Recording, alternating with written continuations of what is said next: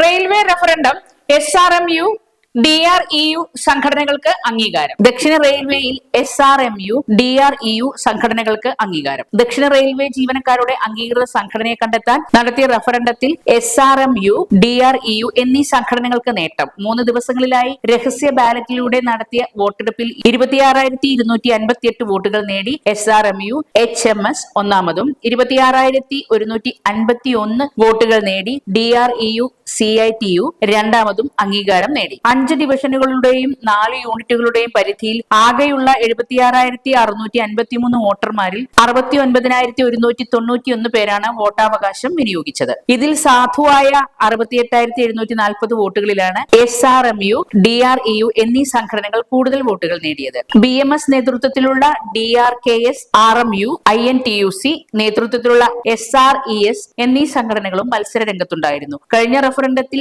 SRMUവിന് മാത്രമാണ് അംഗീകാരം നേടാനായിരുന്നത്.